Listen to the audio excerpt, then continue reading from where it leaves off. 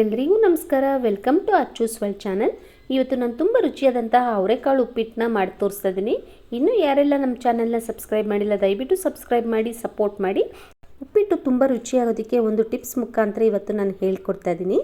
ಮೊದಲು ಒಂದು ಬಾಂಡಿಗೆ ಸ್ವಲ್ಪ ಎಣ್ಣೆ ಹಾಕ್ಕೊಂಡಿದ್ದೀನಿ. ಎಣ್ಣೆ ಬಿಸಿ ಆದ ನಂತರ ಸ್ವಲ್ಪ ಕಡಲೆಬೇಳೆ ಹಾಗೆ ಉದ್ದಿನಬೇಳೆ ಹಾಗೆ ಸ್ವಲ್ಪ ಕರಿಬೇವಿನ ಸೊಪ್ಪನ್ನ ಹಾಕ್ಕೊಂಡು 1 ಕಪ್ಪಷ್ಟು ರವೆ ಹಾಕ್ಕೊಂಡು ಹುರ್ಕೋತಾ ಇದ್ದೀನಿ. ಈ ಥರ ಹುರ್ಕೊಳೋದ್ರಿಂದ ಉಪ್ಪಿಟ್ಟಲ್ಲಿ ಉದ್ದಿನಬೇಳೆ ಕಡಲೆಬೇಳೆ ಯಾವುದೇ ರೀತಿ ಮೆತ್ತಗಾಗೋದಿಲ್ಲ, ಕ್ರಂಚಿಯಾಗಿ ತುಂಬ ಟೇಸ್ಟಿಯಾಗಿ ಇರುತ್ತೆ. ನೋಡಿ, ಸಿಮ್ಮಲ್ಲಿ ಸ್ಟವ್ ಇಟ್ಕೊಂಡು ಒಂದು 5 ರಿಂದ 6 ನಿಮಿಷ ಚೆನ್ನಾಗಿ ಇದನ್ನು ಹುರ್ಕೊಳ್ಬೇಕಾಗತ್ತೆ. ನೋಡಿ, ಪೂರ್ತಿ ಇದೆಲ್ಲ ಹುರ್ಕೊಂಡ ನಂತರ ಇದು ಫುಲ್ಲು ತಣ್ಣಗಾಗೋದಕ್ಕೆ ಹಾಗೆ ಬಿಟ್ಬಿಡೋಣ. ಹಾಗೆ ಇನ್ನೊಂದು ಬಾಣಲಿ ತೊಗೊಂಡು ಸ್ವಲ್ಪ ಎಣ್ಣೆ ಹಾಕೋತಿದ್ದೀನಿ. ಎಣ್ಣೆ ಪೂರ್ತಿ ಬಿಸಿ ಆದ ನಂತರ ಸಾಸಿವೆ, ಜೀರಿಗೆ, ಸ್ವಲ್ಪ ಇಂಗು ಹಾಗೆ 4 ರಿಂದ 5 ಹಸಿಮೆಣಸಿನ್ಕಾಯಿ ಉದ್ದುದಕ್ಕೆ ಸೀಳ್ಕೊಂಡಿದ್ದೀನಿ. ಹಾಗೆ ಬೇಕಿದ್ದರೆ ಸ್ವಲ್ಪ ಕರಿಬೇವಿನ ಸೊಪ್ಪು ಹಾಗೆ 1 ಮೀಡಿಯಮ್ ಸೈಜಿಂದ ಈರುಳ್ಳಿ ಕೂಡ ಹಾಕ್ಕೊಂಡು 1 ನಿಮಿಷ ಇದನ್ನು ಚೆನ್ನಾಗಿ ಫ್ರೈ ಮಾಡ್ಕೊಳ್ಳೋಣ.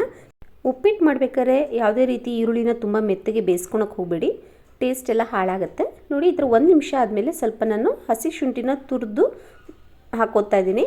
ಈ ಥರ ಹಾಕೊಳೋದ್ರಿಂದ ತುಂಬ ಟೇಸ್ಟಿಯಾಗಿರುತ್ತೆ, ತುಂಬ ಡೈಜೆಷನ್ ಕೂಡ ಚೆನ್ನಾಗಾಗತ್ತೆ.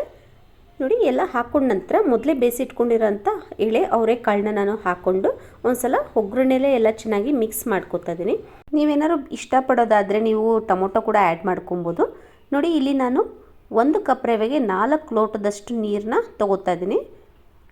ಉಪ್ಪಿಟ್ಟು ಮಾಡಬೇಕಾದ್ರೆ ಡಬಲಷ್ಟು ತೊಗೊಳಕ್ಕೆ ಹೋಗಬೇಡಿ, 3 ರಿಂದ 4 ಪಟ್ಟು ನೀರು ತೊಗೊಂಡ್ರೆ ಉಪ್ಪಿಟ್ಟು ತುಂಬ ಟೇಸ್ಟಿಯಾಗಿ ಬರುತ್ತೆ. ಹಾಗೆ ಸ್ವಲ್ಪ ರುಚಿಗೆ ತಕ್ಕಷ್ಟು ಉಪ್ಪು ಹಾಕ್ಕೊಂಡು ಎಲ್ಲ ಚೆನ್ನಾಗಿ ಮಿಕ್ಸ್ ಮಾಡ್ಕೊತಾ ಇದ್ದೀನಿ. ನೋಡಿ, ಈ ಹಂತದಲ್ಲೇ ನಾವು ಸ್ವಲ್ಪ ತೆಂಗಿನಕಾಯಿ ಕೂಡ ಹಾಕ್ಕೊಂಡು ಒಂದು ಸಲ ಚೆನ್ನಾಗಿ ಮಿಕ್ಸ್ ಮಾಡ್ಕೊತಿದ್ದೀನಿ. ನಿಮಗೆ ತೆಂಗಿನಕಾಯಿ ಬೇಡ ಅಂದರೆ ನೀವು ಸ್ಕಿಪ್ ಕೂಡ ಮಾಡ್ಕೊಬೋದು. ನೋಡಿ, ಎಲ್ಲನೂ ಹಾಕ್ಕೊಂಡು ಒಂದು 2 ರಿಂದ 3 ನಿಮಿಷ ಚೆನ್ನಾಗಿ ಇದನ್ನು ಕುದಿಯಕ್ಕೆ ಬಿಟ್ಬಿಡ್ತೀನಿ. ನೋಡಿ, ಈ ಥರ ನೀರು ಕುದಿಬೇಕಾದ್ರೇ ಸ್ವಲ್ಪ ಕೊತ್ತಂಬರಿ ಸೊಪ್ಪು ಕೂಡ ಆ್ಯಡ್ ಮಾಡ್ಕೊತೀನಿ, ಯಾಕೆಂದರೆ ಅದರಲ್ಲಿರೋ ಫ್ಲೇವರ್ ತುಂಬ ಚೆನ್ನಾಗಿ ಉಪ್ಪಿಟ್ಟಿಗೆಲ್ಲ ಹೊಂದ್ಕೊಳುತ್ತೆ.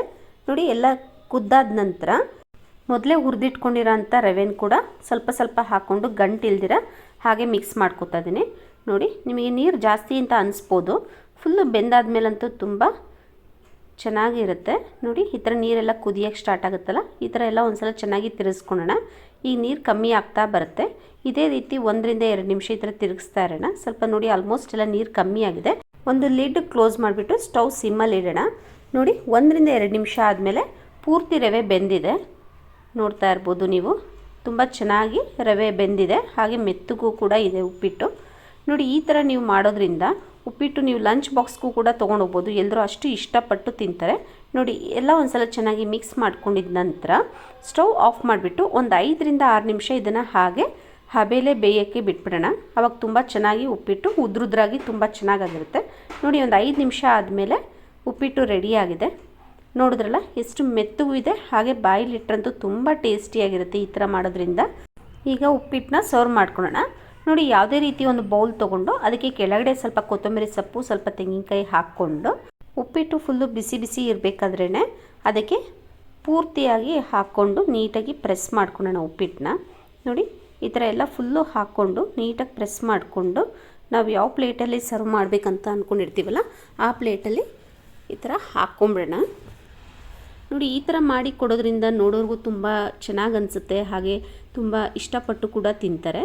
ನೋಡಿ, ಇದ್ರ ಜೊತೆಗಂತೂ ಫಿಲ್ಟ್ರ್ ಕಾಫಿ ಅಥವಾ ಮಿಕ್ಸ್ಚರ್ ಏನಾದ್ರು ಇತ್ತಂದರೆ ತುಂಬ ಅಂದರೆ ತುಂಬ ಚೆನ್ನಾಗಿರುತ್ತೆ.